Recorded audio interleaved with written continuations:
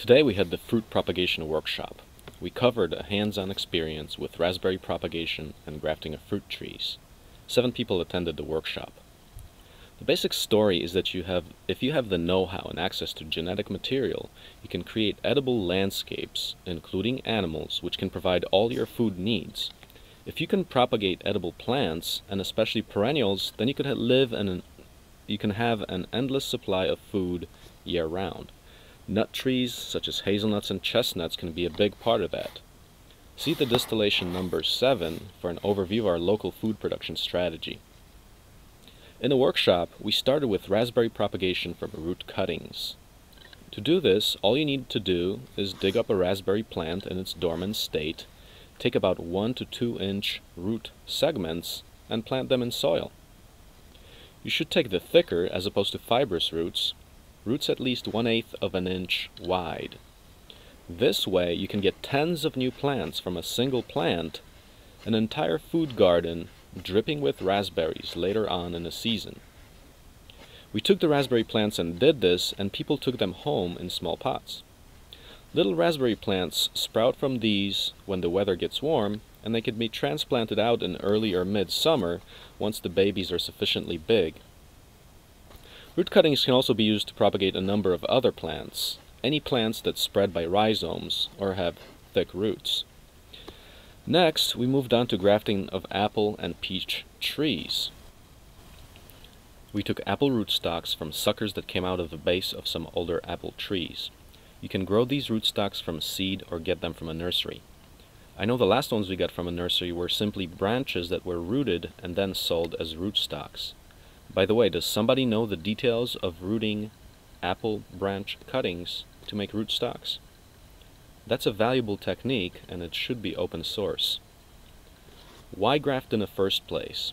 Well, some trees like apricots, peaches, plums have good quality fruit if you grow them right from seed. Personally, I've never seen a peach that I didn't like. Indeed, the wilder types are typically more hardy and disease resistant, and while not as cosmetically attractive, they are typically more packed with flavor. For some trees like apples that have been improved from wild crab apples over millennia by selection or hybridization, the offspring from seed does not come true, so it is desirable to graft.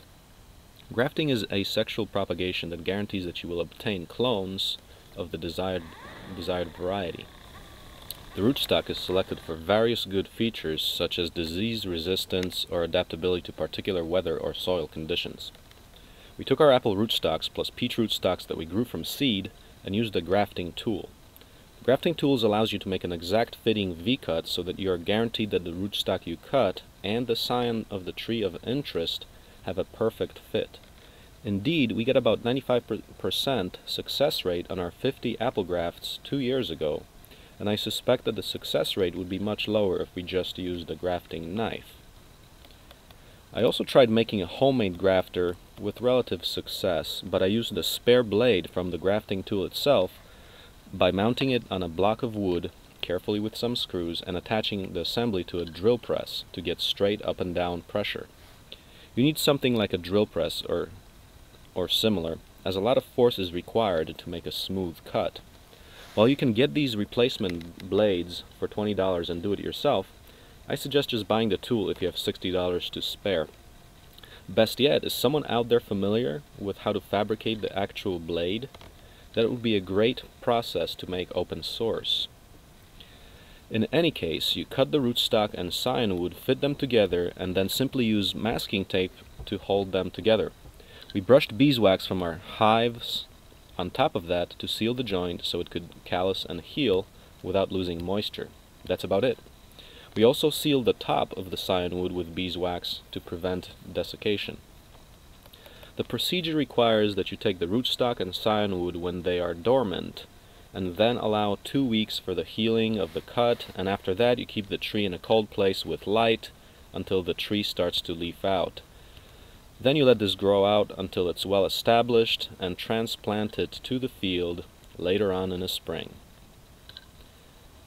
All in all, this is how you can create an endless supply of fruit trees at the cost of an apple seed or peach pit.